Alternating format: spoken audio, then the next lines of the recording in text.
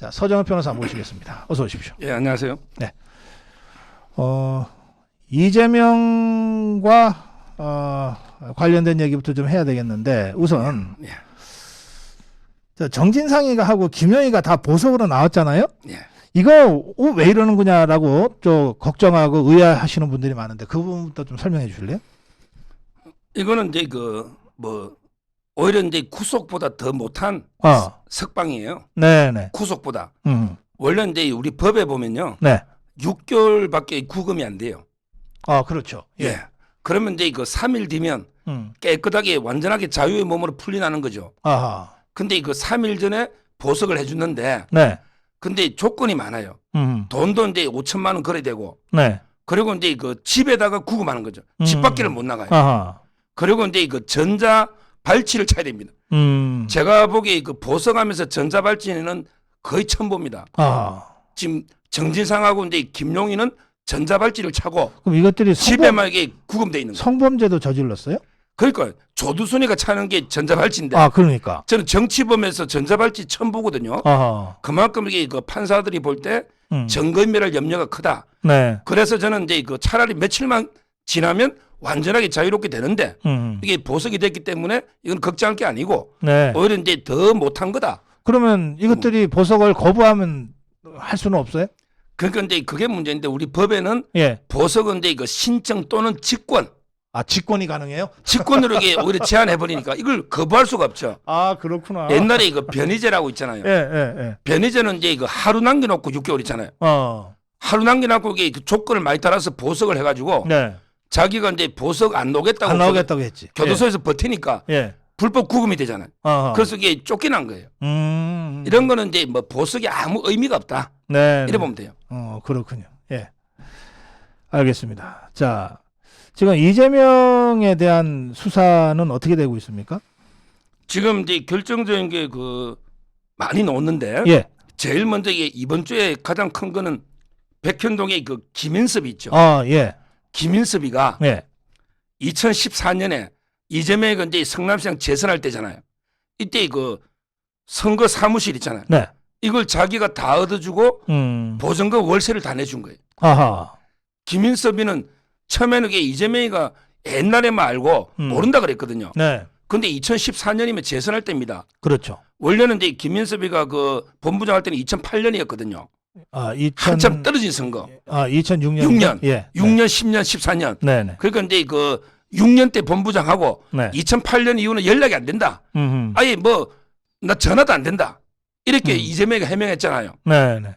근데 14년에 한참 백현동 개발할 때 이때 월세가 그 당시 시세는 250인데 월. 근데 단기간 얻으면 훨씬 비싸대요. 그러니까 이제 월세하고 임대료 내준 게 높고요. 네. 이 말은 이제 결정적으로 알았다는 거. 이게 노고. 그다음에 중요한 게 또 김인섭 씨가요. 다른 사람을 내세워서 500만 원씩 두 번에게 쪼개기 후원한 거예요. 예. 다른 사람 차명 다른 두 명을 내세워서 500씩 이재명한테 후원하고 나중에 자기가 그 사람한테 다시 500씩 준 거예요. 이 말은 이제 차명으로 네. 후원하면서 쪼개기로 자기가 1,000만 원. 이것도 이게 나왔고요. 네. 그 이후에 안동 같이 간 것부터 상당히 김인섭이가 이재명하고 계속 밀착했다. 네. 이런 게 나온 거예요. 그래요. 지금 국회의원한테 개인이 줄 수 있는 후원금의 한도가 500만 원이잖아요. 예. 그러니까 이제 국회의원들마다 500만 원 명함 리스트가 따로 있어요. 예. 그러니까 가장 많이 낼 수 있는 후원금 한도만큼 낸 후원자들이니까 얼마나 소중하겠어요. 예. 그래서 500만 원 리스트는 대개 국회의원들마다 다 보좌관이 관리해요. 경조사도 챙겨주고 가끔씩 전화도 하고. 그렇게 고마운 사람이 어딨냐고요. 그러니까 지금 김인섭이가 500만 원 한도 꽉 채운 것을 다른 두 명의 차명으로 했다는 거 아니에요. 이걸 이재명이가 모른다면 그건 사람도 아니지 정말. 걔 XX지. 저도 이게 500개가 신문에까지 났잖아요. 예. 옛날에 김문수 지사가 서울시장 나왔잖아요. 네. 그때 제가 500만 원 후원금 냈거든요. 그리고 신문에까지 났더라고 고액 후원자. 그렇지 고액 후원자지. 그때 지방선거 때. 예, 최고액이지. 예. 이거를 몰랐다. 예. 이거는 말이 안 되고요. 네네. 그래서 이제 김인섭이는 구속 기소했습니다. 네. 이제 백현동 본류를 수사한다고 기사가 났어요. 김인섭이가 기소가 됐다. 이 말은 이제 본류를 수사한다는 말은 이재명 소환이 임박했다. 제가 이제 검찰에 확인해 보니까 왜 이재명 빨리 안 하냐 했더니 네네. 우리 인력이 없는데 송태남 때문에 좀 늦습니다 그러더라고. 아하. 송태남 있잖아요. 갑자기 송영길께 또 크게 터 있잖아요. 현역하고. 네네. 검사들이 지금 이게 숫자가 많이 부족하거든요. 네. 그러니까 특수 2부가 그거 다 붙었고 여기 지원하다 보니까 조금 늦어지고는 있는데 네. 아마 이제 김인섭이 기소했으니까 본류 수사를 한다. 이 말은 이제 그 뭐 이재명 수사 갈 수밖에 없는 상황이죠. 정지 상황. 알겠습니다. 자, 그런데 이 이재명이 이게 뭐 사실은 별 것도 아닌데 뭐 영수회담 가지고 또 하나 더 있습니다. 쌍방울. 아, 쌍방울. 쌍방울도 이게 이번 예. 주에요. 네. 이화영이를 요즘 이게 어떨 때는 일주일에 2번씩 조사합니다. 아, 그래요? 이화영이 있잖아요. 네. 네. 재판은 또 이제 많이 했잖아요. 근데 수사도 지금도 계속 검찰을 불러 수사하는데 최근에 의미 있는 게 이화영에 대해서 3가지 혐의로 수사해서 네. 추가 기소할 겁니다. 음. 저번에 이번 주 부른 게 네. 첫째는 이제 그 가장 중요한 게 그 북한에 800만 불 보낸 거 있죠. 예. 이걸 외국환 관리법으로는 기소를 했거든요. 네. 근데 제3자 뇌물로 수사해서 기소한다. 어허. 그러면 이게 제3자 뇌물, 북한에 뇌물을 줬다는 거예요. 예. 그럼 이게 무슨 목적으로? 음. 그게 바로 이제 경기도 사업 스마트팜 대신한 게 500만 불. 네. 그다음에 이재명 방북 대가로 300만 불. 그러면 제3자 뇌물이라면 네. 이재명이가 김정은이한테 뇌물을 준 건데 이거를 쌍방울을 통해서 줬다 이런 뜻입니까? 쌍방울이 예. 이제 그 북한에다가 뇌물을 준 거고요. 네. 그 이유가 이제 쌍방울이 경기도 음. 이재명한테 이게 부정한 청탁. 아. 이 말은 이제 대가를 네. 쌍방울 사업 대가를 받기 위해서 북한에 아. 대신 줬다. 이게 제3자 뇌물이죠. 구조가 네. 항상 이게 공무원한테 부정한 아, 청탁을 하고 그러면 북한에 준 이재명이가 뇌물을 받은 쪽이고 쌍방울이 뇌물을 줬는데 네. 그 뇌물을 이재명이한테 직접 주기가 뭐하니까 김정은이한테 대신 줬다 이런 뜻입니까? 성남 FC하고 똑같습니다. 기업들이 이재명이한테 청탁을 하고 예. FC에다가 돈을 알겠어요. 준 거죠. 예. 이게 제3자 뇌물이에요. 그러면 만약에 그 제3자 뇌물죄가 인정이 되면 예. 그러면 김정은이가 언젠가는 이재명이한테 야, 네 대신에 내가 받아놨으니까 나고 돌려줘야 되는 겁니까? 그건 아니죠. 이미 이거는 최종적으로 받은 거죠. FC하고 성남 FC도 보면 그렇잖아요. 따라서 이제 그 형량은 똑같습니다. 뇌물하고. 한마디로 이제 그 쌍방울이 네. 이재명 경기도의 부정한 청탁 대가를 사업상 발하고 돈을 이게 이재명한테 준 게 아니고 이재명을 위해서 북한에 대신 준 이게 3자 뇌물이고요. 그래요. 예. 이게 이제 조사가 됐고요. 네네. 그다음에 또 수원에서 네. 이화영을 3개를 조사하고 있는데 네. 첫째가 이제 제3자 뇌물이고 네. 그다음에 그 안부수시한데요. 위정을 해달라. 위정 교사 있잖아요. 예, 예. 요것도 이게 조사해서 추가 기소되고요. 그다음에 그 아들 있잖아요. 네. 아들이 연예기획사에 갔는데 일한 게 없어. 아들이 받은 것도 이게 뇌물 아닙니까? 이화영의 아들이. 예, 1년간 받아가 월급 있잖아요. 이거 3가지를 지금 이제 그 추가 기소 소환한 이번 주에 예. 이렇게 됐습니다. 그런데 그 이화영 얘기하니까 그 이호철이가 튀어나왔대요. 예. 예. 이호철이가요. 예.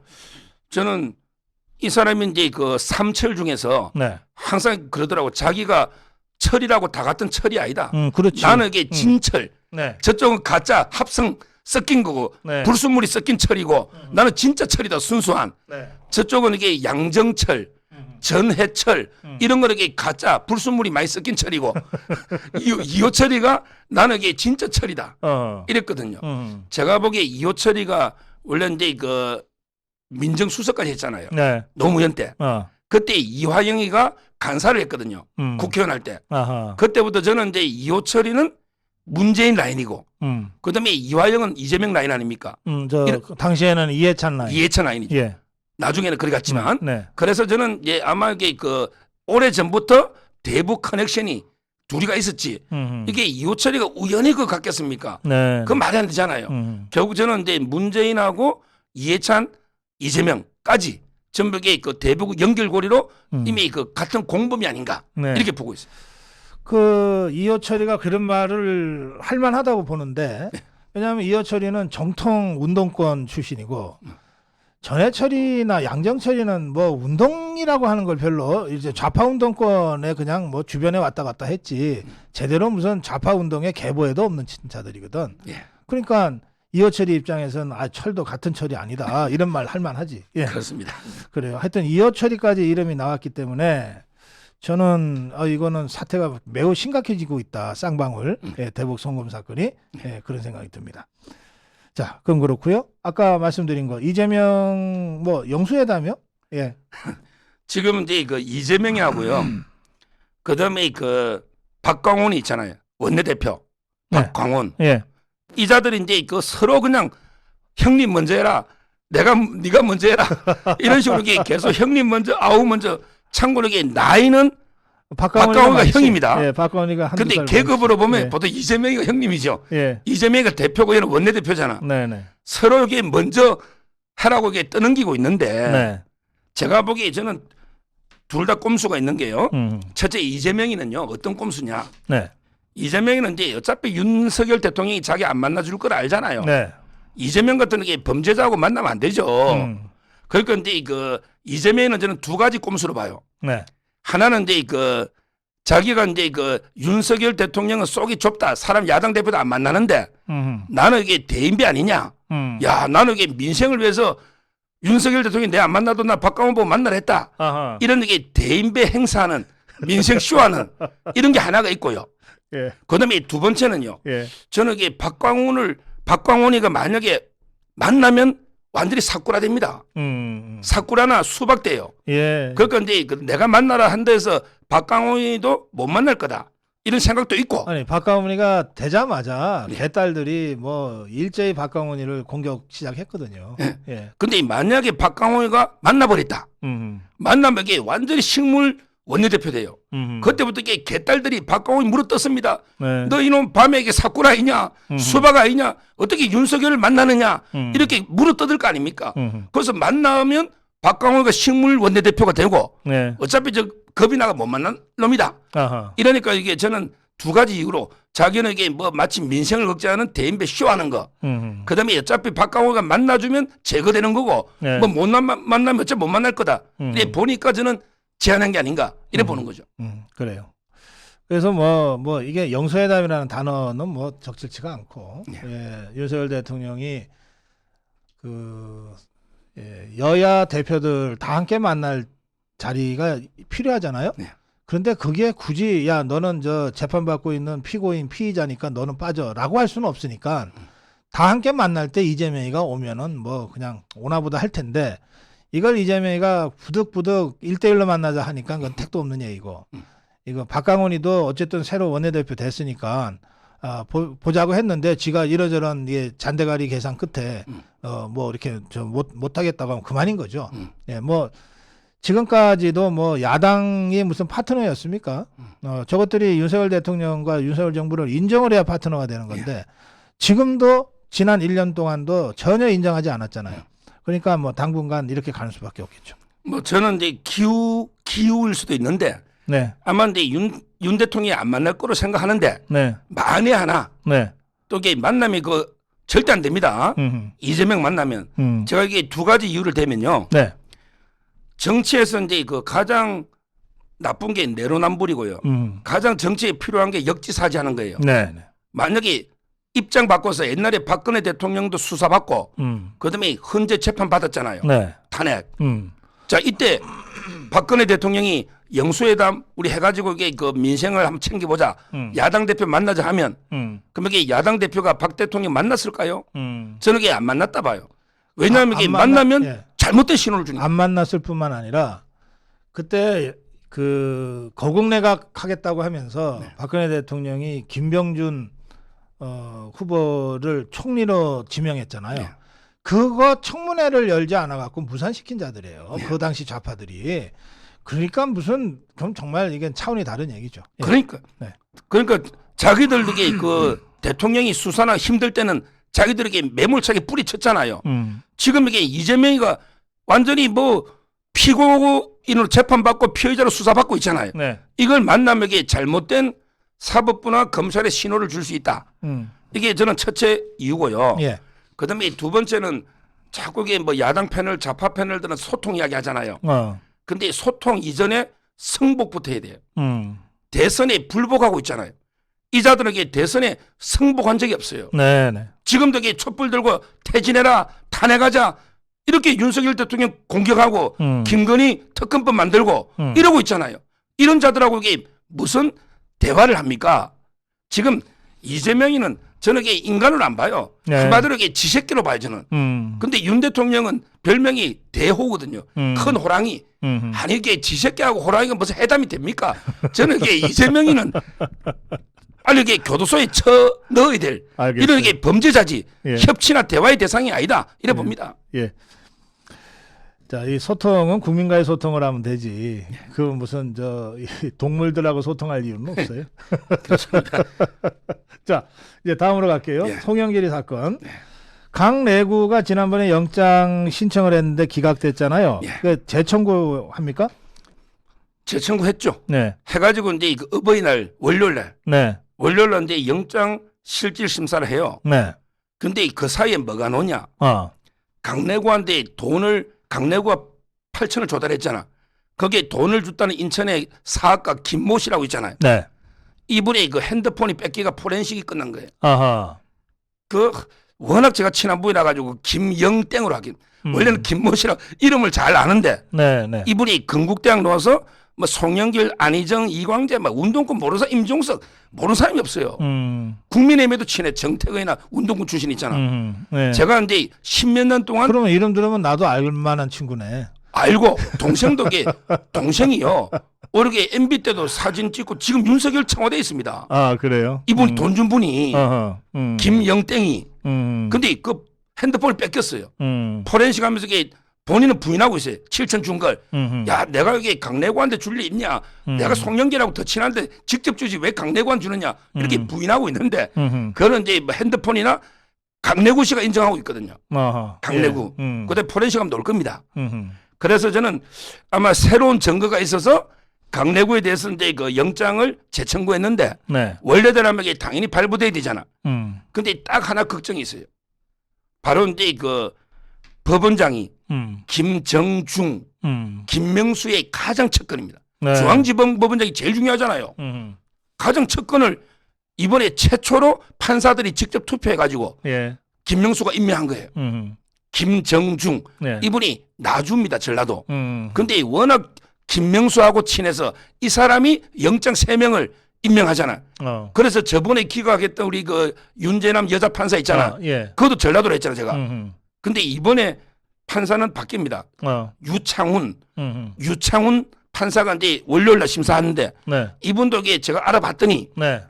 저보다 1년 후배예요. 네. 고향은 대전이에요. 법대 후배인데. 근데 판결 봤더니 옛날에 더 탐사가 한동훈 장관 집에 막 쳐들어가고 난리 치잖아. 아, 그때 그 기각한 사람이야? 예. 이게 유창훈 판사예요.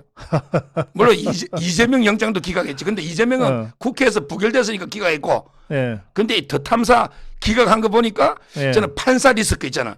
김명수 리스크, 네. 김정중 법원장 리스크. 아하. 이거 빼고는 발부돼야 되는데 한번 지켜봐야 돼요. 그래요. 알겠습니다. 예, 강내구 그렇고 지금 지난번에 송영길이가 출두 쇼를 했잖아요.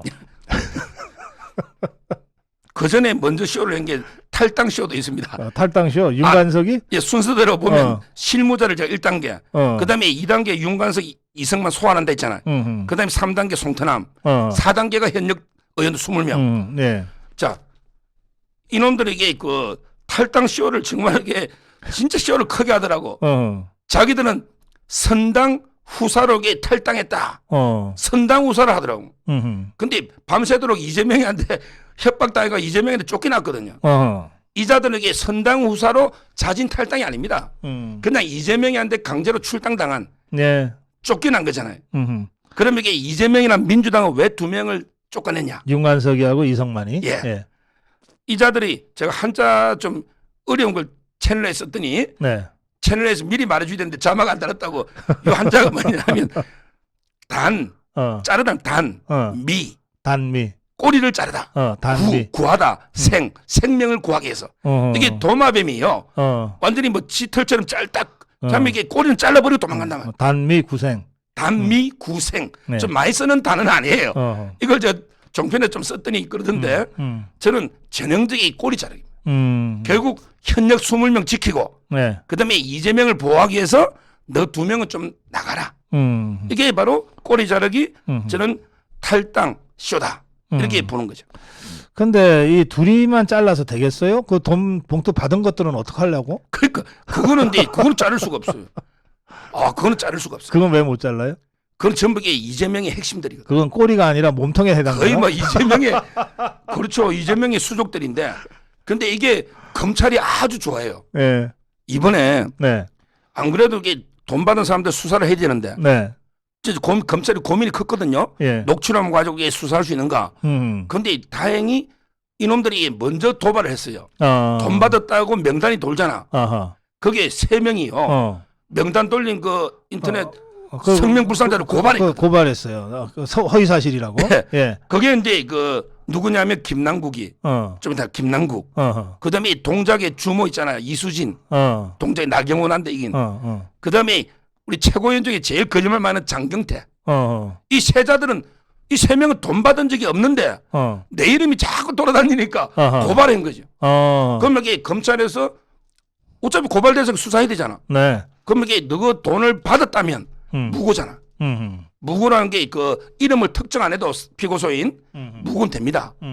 만약에 이 3명이 돈을 받았음에도 불구하고 만약에 그 허위 사실로 고소했으면 무고 아닙니까? 그러면 이게 검찰이 어차피 이게 수사하고 싶은데 네. 고발해 주으니까 저렇게 자연스럽게 수사가 된다 봐요. 그래요. 자, 윤관석, 이성만의 탈당으로 잘릴 꼬리가 아니다.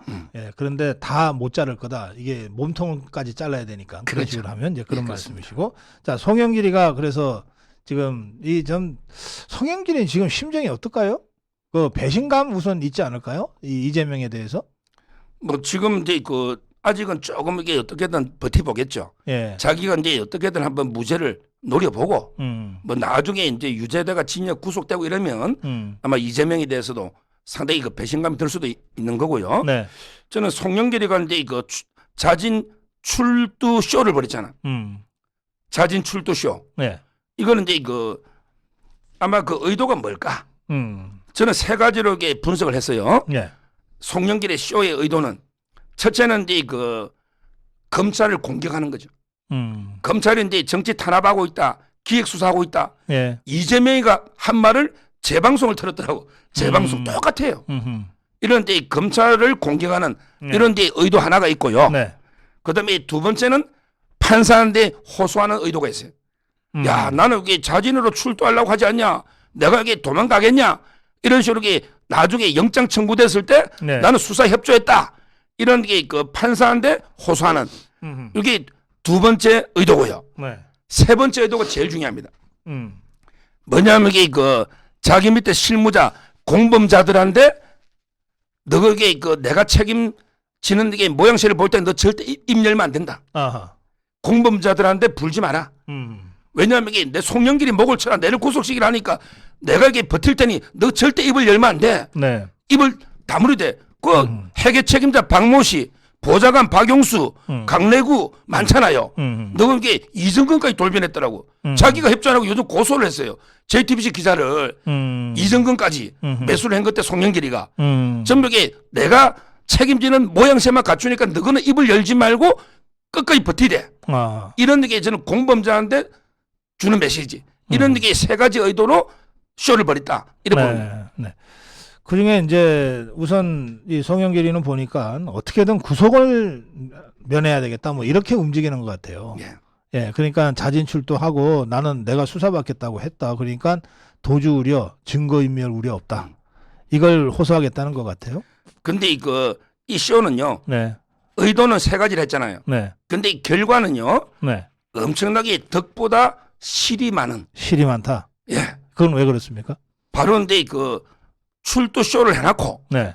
그러면서 이게 증거까지 갖다 주잖아요. 핸드폰을. 핸드폰. 근데 초기화식이 나서 초기화. 야, 이거는 완전히 증거인멸의 전형입니다. 완전히 뭘 먹어라. 초기화식의 핸드폰을 갖다 준 거예요. 야, 그거 진짜 어이없겠다. 지금요. 이걸 자꾸 이게 좌파 패널은 한동훈 장관도 옛날에 비밀번호 안 갈주지 않냐. 예. 이렇게 하는데 이거 틀려요. 네. 원래 비밀번호 안 갈준 거는 이재명이잖아. 이재명이 핸드폰 2개 뺏겼는데 비밀번호 안 갈줬거든요. 예. 한동훈도 안 갈줬죠. 이거는 이게 권리입니다. 묵비권이에요. 내가 이게 비밀번호를 말해야 될 의무가 없잖아요. 그렇죠. 묵비권이잖아. 예. 이거는 권리잖아요. 근데 핸드폰에 자료를 지우는 거는 범죄입니다. 그건 증거인멸이지. 증거인멸이에요.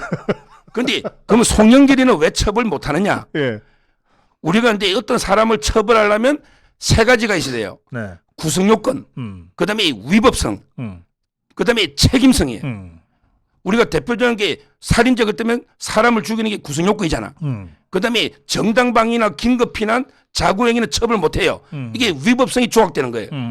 그다음에 책임에 가보면 14살 미만을 처벌 못 한다. 또는 중요한 게 기대 가능성이 없을 때는 처벌 못 해요.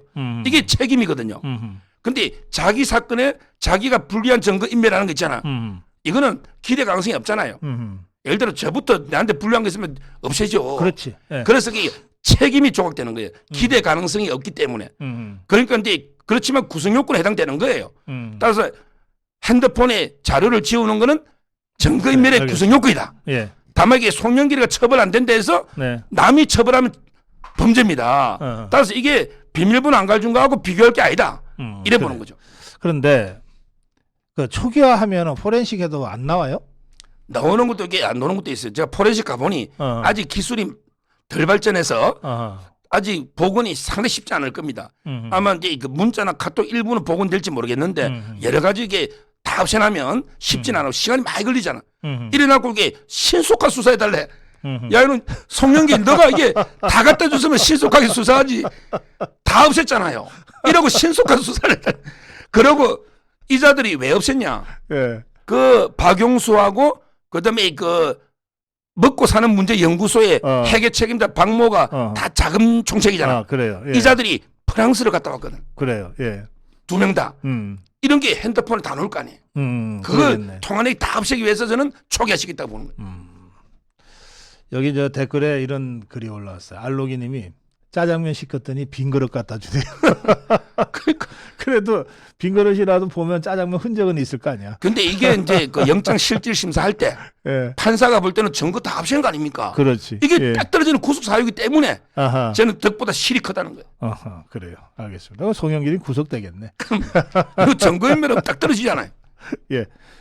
자, 다음으로 가도 될까요? 예. 저 김남국이 얘기 좀 하죠. 김남국 예, 코인 얘기부터 좀 하시죠. 이자가요. 네. 코인이 지금 이제 조선일보에서 오랫동안 기획 취재를 했어요. 네. 기획 취재를. 이자가 이제 작년 2월 달까지요. 예. 코인을 위믹스 코인입니다. 위믹스. 네. 위믹스. 이거는 이제 그 80만 개를 들고 있다는 거예요. 그러면 이게 최고가로 하면 60억. 예. 자기도 옛날에 인터뷰 보니까 40억까지 됐다고 그러더라고. 네, 네. 60억. 계속 가격은 변동하는 거예요. 예. 그 이 김남국이 이게 저 국회의원 되기 전에 그 TV조선이나 이런 이 방송 종편의 패널로 왔다 갔다 했잖아요. 예, 끄떡끄떡 그렇죠. 하면서.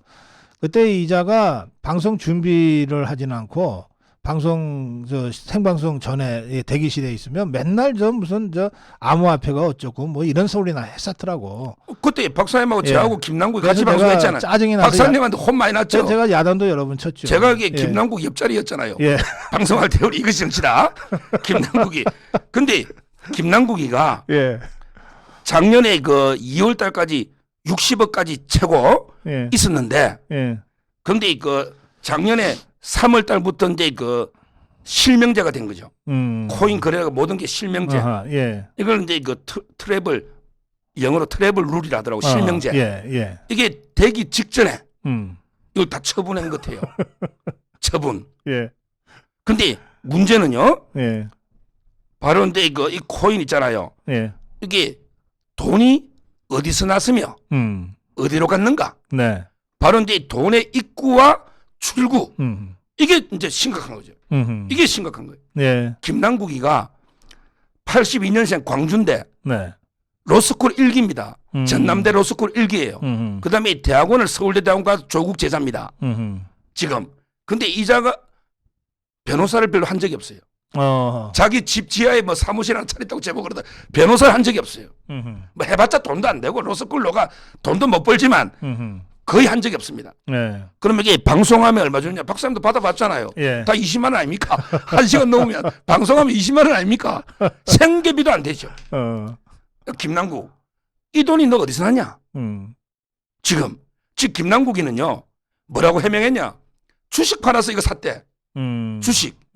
그래서 이게 신고 재산을 봤더니 그럼 주식은 저기 공직자 신고 대상이잖아. 대상이죠. 코인 아니고. 근데 이자가 이제 그 국회의원 되고 신고를 보면 2021년에 11억 8,100, 네. 2022년에 12억 6,700, 그다음에 올해 2023년에 15억 3,300. 계속 이게 몇 억씩 늘어나잖아. 늘어나네요. 예. 그리고 이게 주식은 파는 게 없고 옛날에 이 중에 대부분이 주식인데 한 80%가 그것도 LG 디스플레이 한 종목만 처음에 있었거든요. 자, 주식을 팔아서 코인을 사면 코인은 신고 대상이 아니잖아. 그럼 이게 재산이 줄어야지. 한참 줄여야죠. 주식 한참 줄여야지. 10억이 줄여야지. 재산이 1억 있어야지. 맞잖아요. 그런데 재산이 2021년에 11억 8천, 22년에 12억 6,700, 올해 15억 3,300. 계속 몇 억씩 늘어나요. 이 친구가 뭐 이 머리가 안 좋은 모양이네. 그 계산을 못 하고 지금. 이게 첫째 저는 입구 예. 돈이 어디서 나온 게 주식 팔아서 갔다는 게 말이 안 된다. 그러네. 주식이 있으니 재산이 요거 하나. 그다음에 두 번째가 그럼 여기 출구 팔아서 현금화 시킨 건 맞잖아요. 네. 그럼 여기 몇십억이 되든 그 돈이 어디 갔냐? 그럼 신고해야 되잖아. 코인은 신고 대상이 아니에요. 그렇지만 여기 현금은 신고해야 되잖아. 그렇죠. 그럼 여기 몇십억 팔은 거 이거는 신고해야 되잖아. 이게 신고 재산이 없어요. 이게 바로 수사 대상입니다. 이게 바로 공직자 재산 신고 있잖아. 허위 신고. 이거 그거거든요. 그러니까. 이게 바로 수사 대상이 되는 거예요. 그러니까 현금이 어디 갔냐 말이야. 파는 거. 팔지 않고 가상화폐로 갖고 있으면 신고 안 해도 되잖아요. 예. 그러니까 가상화폐를 갖고 있다는 것을 김남국이가 입증을 하면 되네. 지금 내놔면 되죠. 근데 그렇지. 지금 실명제거든. 실명제잖아. 그럼 이게 팔아가 다른 가상화폐 샀으면 빨리 너 계좌 깔아. 그렇지. 실명제니까. 이게 저는 입구 출구를 보고. 근데 중요한 거는요. 예. 바로 근데 그 FIU라고 있잖아요. 그래. 금융정보분석원. 예. FIU가요. 이미 그 김남국이 사고 팔 때 옛날에 통보를 했더라고. FIU는 금액이 많다고 통보 안 합니다. 금액은 100억이든 1000억이든 통보 안 해요. 그 수상할 때. 예. 하는 사고 파는 방식이 수상할 때. 방식이 수사할 때 수상하다는 거죠. 이게 뭔가 작전 세력인 것 같다라고 예. 느낄 때. 그렇습니다. 예. FIU가 이미 이상 거래 방식을 해가지고 예. 통보를 한 거예요.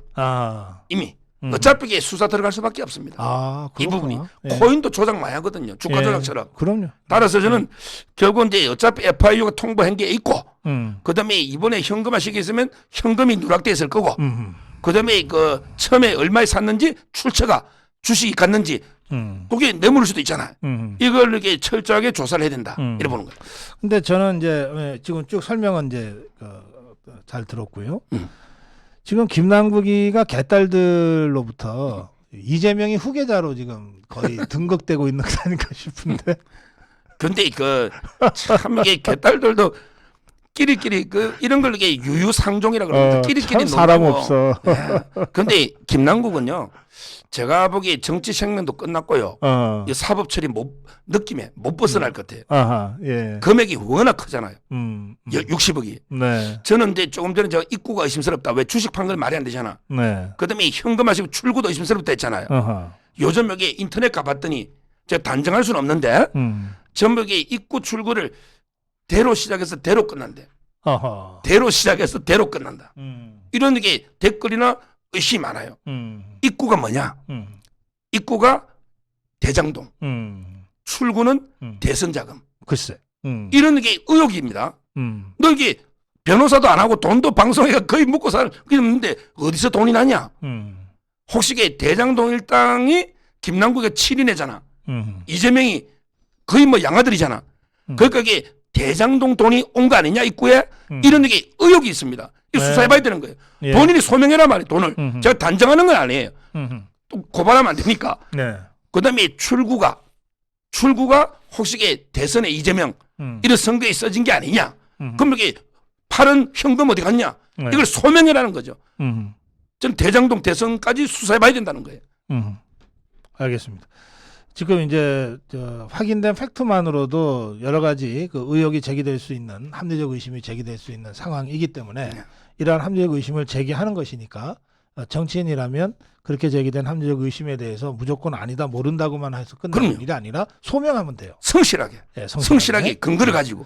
근데 네. 이자가요. 예. 또 이게 얼마나 나쁘냐면 자기가 이렇게 가상화폐가 몇십억 있잖아. 네. 근데 가상화폐에 대해서 이제 그 과세하는 거 있잖아. 주식이나 가상화폐를 예. 통해서 돈을 벌면 네. 우리 소득세 과세하듯이 그거, 예, 세금 내기로 했어요. 예. 이걸 계속 지금 유예하고 있거든요. 2025년까지 하면 유예됐을 겁니다. 네, 2025년까지 유예입니다. 이걸 발의한 놈이 김남국이야. 야, 이거 뭐 이 정도면 이게 이해충돌도 이런 이해충돌이 있습니까? 야, 근데 이게 처벌 조항이 없더라고요. 제가 작년에 5월달에 이해충돌 방지법이 통과됐어요. 예. 국회의원들도 10개 해당되면 예. 처벌되는데 어허. 거기 10개가 보니까 뭐 친인척을 보좌관 쓴다든지 이런 것만 이해충돌이고 요게 잘 해당되는 게 없어. 아하. 아마 이게 처벌 이해충돌 방지법 처벌은 몰라도 예. 이게 아주 정치적으로 전형적인 이해충돌이기 때문에 책임을 물어야 된다. 그렇죠. 이거는 이게 분명한 거예요. 예. 최소한 저 유관 상임위는 빨리 사보임부터 시켜놓고 해야죠. 예. 자, 김남국이 사건은 이제 이게 시작인 것 같아요. 이제 막 이 사실들이 드러나고 있으니까 좀 더 지켜보죠. 요것 때문에 예. 또 두 놈을 더 비판해야 되는데 아, 그래요. 저는 이제 이런 코인이 투기거든. 이런 사람들이 지도자 되면 안 되는 거예요. 예. 원래 예. 또 이게 주식도 마찬가지입니다. 이거 보니까 이게 비판할 게 두 명이 있어요. 네. 첫째는 이게 이재명입니다. 참 김남국이 보면 이재명이 딱 보는 것 같아요. 아, 그 방산주. 이재명이가 방산주 전에 연수원 때 있잖아요. 예. 사법 연수 졸업하고 친구가 주가 조작해가지고 어허. 그 자기가 정보도 사가 10억 이상 벌었다. 아, 그래. 와, 청년 때 음. 주가 조작 친구한테 정보 듣고 음. 10억 이상 벌었다고 이게 이재명이가 책에 고백을 했어요. 그게 주가 조작이잖아요. 그다음에 대선 떨어지고 방산주 산 거 그것도 다 나오잖아요. 이런 게 이재명 문제 퀴즈 하나 나오고요. 그다음에 저는 이거 이준석이 있잖아요. 네. 요 김남국이 깐점에 이준석이도 문제가 많아요. 이자도 이게 코인해 가지고 돈 많이 벌었다고 자랑 엄청 했거든요. 아, 그래요? 내가 이게 선거 몇 번 치를 돈을 벌었다. 근데 이런 이게 땀 안 흘리고 이렇게 버는 게 지도자 맞는가? 투기잖아요. 전 국민을 투기꾼 만들어요. 근데 이준석이가 자랑하면서 뭐랬냐? 이걸 제가 적어온 거예요. 이준석이가 코인을 돈 벌었다고 자랑하면서 이렇게 말했어요. 이준석이 말입니다. 나는 머리보다 재산으로 상위 1%가 되고 싶어 코인 투자를 한다. 머리보다 재산으로 1% 상위 1%가 되고 싶어 코인 투자를 한다. 이렇게 떠들었거든. 머리는 이미 1%인데 머리보다는 재산을 내가 우리나라 상위 1% 돼야 되겠다. 그래서 이게 코인 투자한다. 참 이랬거든요. 천박한 자네. 그러니까 저는 이게 이준석이나 김남국이나 이재명이나 이런 게 투기꾼들 이런 사람이 지도자 되겠습니까? 그러고 보니까 그 이재명이하고 김남국이하고 이준석이가 좀 생긴 게 비슷해 보이네. 네? 다 이렇게 뭐 얍삽하게 생겼고 네. 하는 짓이나 이게 말이죠. 아이고 참 천박한 것들. 자, 다음으로 가겠습니다. 한상혁이하고 정연주 또 우리 방송 패널들의 그 좌파 독점이 너무 심해서 네. 좌편향이 너무 심해서 네. 라고 하는 문제 제기들이 일제히 지금 되고 있습니다. 예. 결국은 이제 그 방송장악의 양대축이 방송통신위원회하고 네. 그다음에 방송심의위원회 있잖아요. 네. 이 두 우두머리, 그다음에 이 두 우두머리의 총괄 우두머리는 문재인이죠. 저는 방송통신위원회 한상혁이 있잖아요. 예. 이자는 이제 그 이번에 기소가 됐습니다. 네. 거기 뭐 불구속됐다 해서 무죄 아닙니다. 그렇죠. 예. 충분히 기소가 됐고 그때 그 밑에 이제 그 국장하고 과장이 구속됐고 그다음에 외부 심사위원장까지 구속이 됐잖아요. 네. 3명이 구속되고 한상혁이도 이게 기소가 됐잖아요. 네. 저는 이번 기회에 아마 다음 주에 윤석열 대통령이 직권으로 면직할 것 같아요. 한상혁이를. 예. 예. 이게 맞아요. 아니 꼭 면직할 수 있다는 규정이 없어도 네. 임명할 수 있다는 규정 속에 임명이잖아. 임면 그러면 임명하고 면직 권한이 포함되어 있다고 보는 게 일반적입니다. 그러니까 임명 이영이 아니고 임면 니은 받침이에요. 예. 임명과 면직 그걸 그러니까. 함께 합쳐서 임면이라고 예. 그러거든. 근데 보통은 이제 법에 보면 대통령이 임명한다고 돼 있거든. 명. 어. 그러니까 이제 면직권이 없지 않냐. 어허. 이런 게 주장하는 사람도 있지만 그건 말이 안 돼요. 임명한다는 말은 얼마든지 자를 수 있다. 그렇죠. 이렇게 해석하는 게 합리적이고 저는 뭐 한상희가 소송하든 어쩌든 무조건 이게 면직식이 된다. 첫째 이걸 보고요. 그다음에 더 나쁜 놈이 정연주죠. 정연주. 방송심의위원장. 예. 야 이자는요. 국정원에서 이게 어떤 사이트가 계속 북한을 찬양하는 이런 이게 글들이 계속 올라오니까 단속해라. 이렇게 국정원에서 몇 번 요청했는데 70%가 안 된다고. 그 찬양글이 70% 안 된다고 아예 심의를 안 하는 거예요. 네. 네. 국정원에서 그래 요청해도.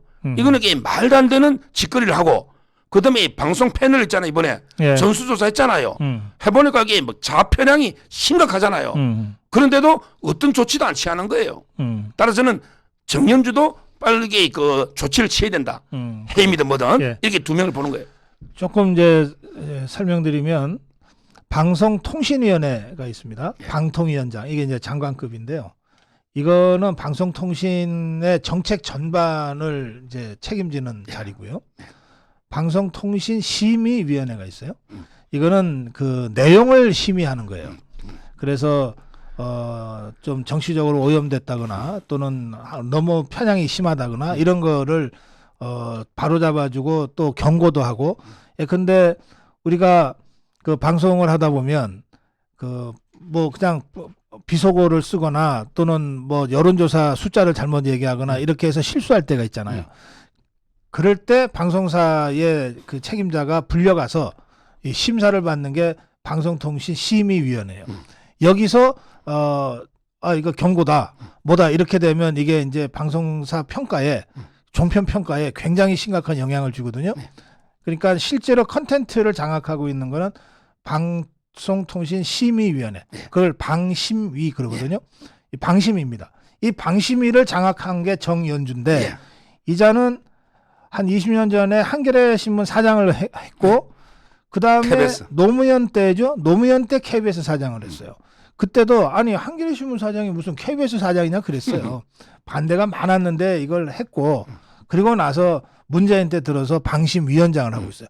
그러니까 한상혁이가 워낙 막 이게 막 천박하니까 한상혁이 때문에 정연주라는 자는 실제로 더 악독한 자인데 딱 숨기고 있었던 거야. 카멜레온처럼 몸을 잘 숨기고 있었는데 이번에 드러난 거죠.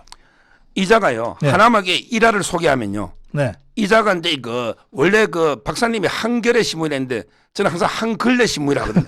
한글레 신문. 이자가 이제 옛날에 2002년에 8월 달에 네. 한글레 신문에 칼럼을 쓴 거예요.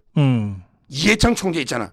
이해창 총재 아들이 진짜 김대엽의 공작에서 억울하게 선거 졌잖아요. 근데 이해창 총재 아들이 빼빼 말라 군대를 못 갔거든요. 예. 이걸 갖다가 비난하면서 네. 뭐랬냐면 현역 가는 사람 빽이 없어. 현역 가는 사람은 어둠의 자식이고 방위로 가는 사람이잖아. 방위. 요거는 장군의 아들이고 그다음에 이해창이처럼 면제되는 거는 신의 아들이다. 이렇게 3등분 했더라고. 면제는 신의 아들. 그다음에 방위는 장군의 아들. 그다음에 현역가가 3년 그때 막 이런 거는 어둠의 아들, 어둠의 자식이랬거든. 네네. 자기가 그것도 가짜인데 이해창 총재도 가짜잖아요. 근데 문제는 이 정연주의 아들이 2명이에요. 아들이 2명이야. 그거 저 미국 아닌가? 미국 영주권자 가져가지고 면제를 받았어. 야, 아들 2명이 미국 영주권자로 그것도 미국이야. 미국 매일 욕하는 일본 미국. 문재인 딸 문다희도 일본에 거구학교 나왔잖아요. 네. 그러니까 자기 아들 둘이가 미국 영주권하는 면제받아가 신의 아들인데 이걸 이해창 총재는 진짜 억울하잖아요. 예. 이걸 비난하는 거예요. 야, 내로남불도 진짜 이런 거는 처음 봤어요. 보통 양심이 있으면 우리 아들 둘이가 다 군대를 못 갔잖아. 예. 미국 영주권자. 그럼 이게 군대 이야기는 칼럼에 안 씁니다. 예. 야, 이자 정연주 그다음에 그 후계자가 김의겸이 아닙니까? 한글레 신문에 둘 다. 저는 이게 빨리 정연주도 정리해야 된다 보는 거예요. 그래. 한상혁이 정연주 그리고 요즘 저 우리 서정욱 변호사는 종편 보도 채널인데 더 많이 나가시잖아요. 엄청 많이 나와요. 저는 예. 하루에 3번씩 그러니까. 그런데 좌편향이 너무 심해서 또 특히 이제 그 1대1로 나가는 경우도 있지만 2대2, 3대3으로 가는 경우 있잖아요. 예. 그 이제 같은 이쪽이 우파예요 하고 앉으세요 하는데 한참 하다 보면은 이것 때문에 더 힘들어지는 경우들 많죠. 근데 저도 많이 나가는데 예. 최근에 MBN까지 이제 한두 번 나가는데 네. 채널 A 4번 뭐 TV조선 나가는데 MBC는 아직 방송국 안에도 못 들어가 봤어요. MBC는 문 안에도 KBS도 제가 이사를 했기 때문에 KBS도 저는 방송 출연한 적이 없고 그다음에 MBC는 아예 문 안에 들어가 본 적도 없고 그쪽은 이게 전혀 아직 안 변한 거죠. 그러니까요. 자, 이제 마지막 주제 가겠습니다. 태영호, 김재원, 태영호 이거 징계 문제가 있는데 어쨌든 이거 현안이라서 이거 좀 정리하고 갑시다. 어떻게 생각하십니까? 정말 이게 좀 심각해요. 징계를 좀 이게 세게 하면 또 지도부가 와야 될 수도 있잖아요. 그렇죠. 어차피 이 선출직 중에 2명이 예. 만약에 고리돼 버리면 이거 어떻게 채우느냐 말이에요. 원래 원래 규정에는 전국위에서 채우는데 네. 선례가 없대요. 어떻게 뽑아야 될지. 전국위원회 속에 유시하면서 뭐 이 후보하고 이렇게 뽑을 수도 없고 예. 좀 이게 저는 상당히 심각한 지금 상황이 되고 있고요. 네. 일단 이제 그 태영호 의원부터 보면요. 저는 옛날에는 이게 태영호 의원 제가 이제 그 좀 비호도 해주고 뭐 4.3 발언이나 이랬는데 이번에 그 녹취록 있잖아. 네. 요거는 이게 조금 문제가 있는 것 같아요. 왜 그러냐면 이게 그 이진복 수석이 네. 뭐 진짜 이게 태영호한테 야 너 최고위원 할 때 좀 세게 발언도 하고 좀 이게 그래야만 공천 걱정하지 말고 뭐 이런 식으로 했다 하더라도 이진복 수석이 했다 하더라도 이걸 이렇게 보좌진 9명 모아놨고 야 이진복이가 이렇게 이야기하더라 이렇게 하면 안 돼요. 그렇잖아요. 근데 자기 말로는 지금 과장이고 안 했다는 거 아니에요. 이진복 수석이 안 했다는 거 아니에요. 자기가 과장해서 거짓말했다는 거. 네. 근데 그걸 보좌진 9명 모아놓고 과장해서 안 했다? 이러면 이게 진짜 좀 심각하잖아요.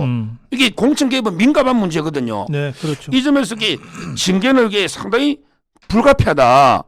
그러면서 이게 또 본인은 네. 오히려 막 공격하고 있다 자기를 향해서 네. 이렇게 반발하고 있기 때문에 제가 보기에 상당히 좀 김재원보다 오히려 요즘 이게 태영호 문제가 더 이게 이슈가 돼가지고 예. 저는 1년 이상 만약에 그 당원권 정지 1년 이상 논다. 네. 이러면 이게 공천도 어려워지거든요. 네. 이런 이게 징계가 예상되고 있어요. 지금 저 김재원이나 태영호의 발언을 지금 문제 삼는 거 아닙니다. 지금 서정욱 변호사도 김재원의 발언, 태영호의 발언은 뭐 못할 만한 건 아니다. 그리고 최고위원 선출직 최고위원이 그런 정도 발언한 것 가지고 징계한다 그러는 거는 말이 안 된다. 이런 입장을 지난주까지 견지하셨는데 네. 그리고 지금도 같아요. 그런데 이번에 이제 태영호의 그 녹취록 유출 사건 있잖아요. 이거는 태영호 스스로 내가 거짓말한 거라고 지금 밝히고 있는 상태 아닙니까? 그런데 거짓말도 정도껏 해야지. 마치 대통령실이 열심히 최고위원에서 좌파랑 열심히 싸우면 공천 우리 대통령실에서 책임져 줄게 라는 식으로 거짓말을 한 거 아닙니까? 이 거짓말을 태영호 스스로 거짓말했다고 지금 시인하고 있는 상태거든요. 더구나 아니 그 국회의원하고 보좌관이면 거의 한 가족 한 식구예요. 거의 24시간 같이 생활한다고. 도대체 어떻게 했길래 그 보좌관 중에 누군가가 지금 이거를 불법으로 녹음을 해서 이거를 언론에다가 지금 유출한 거 아닙니까? 그러니까 여러 가지로 보더라도 이거는 김재원, 최영호의 지금까지 그 좌파들이 공격했던 또 당내 일부가 문제 제기했던 발언이 문제가 아니고 태영호의 요 녹취 유출 파문 이거는 좀 완전히 성격이 다르고 차원이 그렇습니다. 다르다 이 말씀이죠. 지금 예. 이게 보좌진 중에 2명이 이탈해 버렸잖아요. 예. 2명이 그만 누가 이제 녹음했는지 모르겠지만 네. 근데 제가 이제 이거 들어보니까 완전히 북한식으로 보좌진들을 다루는가 봐요. 6시 반에 새벽에 출근해서 11시까지 일하고 주말도 일하고 하다 보니까 그러게 보좌관들끼리 서로에게 상호 비판도 시킨다. 이런 이야기도 있고요. 그다음에 무엇보다 제가 이렇게 들은 이야기인데 예. 보좌관들하고 이제 밥 먹으러 가잖아요. 예. 내가 짜장면 시키면 전부 짜장면이에요. 내가 짜장면인데 보좌진이 짬뽕을 시켜 또 이렇게 볶음밥을 시키면 이게 금방지다 이거. 이게 아주 북한 스타일이거든요. 아하. 그 완전 집단 있잖아요. 네. 이거 아직 북한 그렇게 석관을 못 벗은 게 아닌가 이런 게 비판도 있습니다. 예. 조금 이게 저는 부담이 되기 때문에 태영호에 대해서는 어느 정도 이렇게 징계가 좀 불가피한 게 아닌가 이런 생각이 들고 네. 그다음에 김재원 의원은 또 이게 이번에 또 악재가 놓은 게 예. 징계를 이제 선처해달라고 탄원서를 한 2만 명이 냈는데 참 그게 조사를 해보니까 당원 아닌 사람이 또 절반 가까이 된다는 거 아닙니까? 이렇게 자꾸 꼬이면 여론이 안 좋아지거든요. 아니 그러니까 저도 그걸 보면서 참 그랬는데 뭐 당원이 아니더라도 당에다가 뭐 청원을 하거나 할 수는 있어요. 네. 할 수는 있는데 뭐 꼭 당원이라고 뭐 국민의힘에다가 뭐 당원 아니면 발언권도 없습니까? 그건 아닌데 이게 윤리위 징계이기 때문에 그래도 뭔가 청원을 하려면 당원들 중심으로 해야지 그냥 뭐 아무나 그냥 길거리에서 사인해 주세요. 뭐 SNS에서 사인해 주세요. 이래서 될 일은 아니었던 것 같은데 그건 그런데 또 그런 게 청원이 됐으면 아이고 이런 게 있나 보다 하지 그걸 또 뭐 10%를 떼가지고 2천 몇 명에 대해서 전수조사를 한 것도 뭐야 도대체. 아니 어떻게 당이 이렇게 자꾸 꼼수정당으로 돼가냐고 찌질하고 쪼잔하게. 제가 보기에 태영호나 김재원이가 막 중징계가 돼가지고 네. 이러면 이게 거의 지도부 저는 비대위 가야 되는 게 아닌가 이 생각이 들 정도입니다. 네. 네. 왜 그러냐면 이게 진짜 핵심 최고의 둘이가 만약에 거리돼 버린다. 네. 사퇴나 중징계로. 예. 이러면 이게 리더십이 서겠습니까? 그러니까. 이 두 명을 어떻게 채워요? 네. 저는 오히려 이게 김기현 체제 자체가 흔들리지 않을까. 필요하면 이게 비대위도 해야죠 뭐. 그러니까 이게 문제가 발생했을 때 신속하게 처리를 하든지 아니면 신속하게 덮든지. 아니 이게 무슨 저 징계도 아니고 처리도 아니고 한 달간 최고위원회에 나오지 마라. 이래가지고 결과적으로 질질질질 끌다가 이게 자꾸 눈덩이처럼 커져버린 거 아니에요. 그러니까 이런 거가 리더십의 문제입니다. 제가 이게 이 태영호 김재원만 넣으면 방송할 때 제일 곤혹스러워요. 네. 노골적으로 편들 수도 없고 네. 또 이게 완전히 중징계라 하기도 할 수도 없고 정말 이게 저도 이게 상대 판단이 어려운 또 안 다룰 수도 없고 예. 진짜 이제 어떤 현명한 좀 이게 방안이 놓여야 되는데 솔로몬 해법처럼 이게 걱정이 돼요. 지금은 그러니까 이런 겁니다. 이게 지금 징계를 하면은 2달 전에 어땠느냐라고 복원할 일이 아니고 이게 정치적으로 갈 수밖에 없잖아요. 지금 이 사람들의 그 행동과 그 태도와 그다음에 이 정치적 사안이 지금 어떠냐 그리고 이걸 놔두면 앞으로 어떻게 되냐 이렇게 판단을 할 수밖에 없죠. 대신에 뭘 해도 좀 신속하고 깔끔하게 하자. 예, 그런 생각을 좀 합니다. 자, 마무리 한 말씀 부탁드릴까요? 지금 이제 또요. 지금 이제 돈봉투 사건이나 이러면서 이게 지지율이 이제 국민의힘이 갤럽에서는 역전했어요. 네. 지금 역전했어요. 당 지지율이. 네. 윤 대통령 지지율 좀 오르고 하는데 네. 지금 이제 일본에 또 우리 그 총리가 왔잖아요. 네. 네. 오늘. 네. 앞으로 이게 내일 옵니다. 내일입니까? 네. 내일 7일 예. 8일. 예. 그러니까 이제 그 또 좌파들의 파상 공세가 예상돼요. 좌파들 있잖아요. 완전히 또 뭐 이번에 오염수 가지고 막 엄청나게 공격하거나 할 겁니다. 네. 특히 그 전용기 오늘 마지막 그래요. 전용기라고 있잖아요. 더불어민주당에 그 국회의원 하나 있지. 예. 이놈이 예. 청년들하고 민주당 데리고 독도를 간 거예요. 그래서 제가 어제 연합뉴스 TV 나갔거든요. 예. 연합뉴스 TV 나가서 뭐라고 이게 비유했느냐. 네. 만약에 일본의 국회의원이 일장기 들고 대마도를 간 거예요. 독도가 대마도 가가지고 네. 야 대마도는 일본 땅이다 계속 떠들면 다 이게 정신병자로 생각할 겁니다. 일본 국회의원이 그렇지. 대마도 가서 우리 대마도는 우리 땅이다 일장기 들고 야 전용기 독도는 아예 분쟁의 여지가 없는 우리 땅이야. 이걸 굳이 우리 땅에 가서 우리 땅이라고 하면 이게 오히려 분쟁화시키는 거죠. 이걸 제가 비판하면서 항상 이게 강조하지만 또 이게 좌파들이 엄청나게 일본 문제를 가지고 대통령 공개할 테니까 네. 저희가 이제 이럴 때일수록 팩트를 가지고 예. 제대로 이제 방어할 수 있도록 이번에 이걸 저는 이번 주는 상당히 외교가 중요하니까 외교는 항상 제가 저번 주도 말했지만 마이클 잭슨 이야기했잖아요. 마이클 잭슨 네. 가짜 뉴스는 단거리처럼 빨리 퍼집니다. 예. 그런데 팩트나 진실은 마라톤 장거리처럼 이게 시간이 걸리거든요. 저희가 항상 이 가짜 뉴스에 대해서는 강력하게 대처하는 이렇게 필요하다. 이 말씀 다시 한번 드립니다. 알겠습니다. 예, 말씀 잘 들었습니다. 오늘 법보다 주목 서정욱 변호사와 함께했습니다. 고맙습니다. 감사합니다. 예.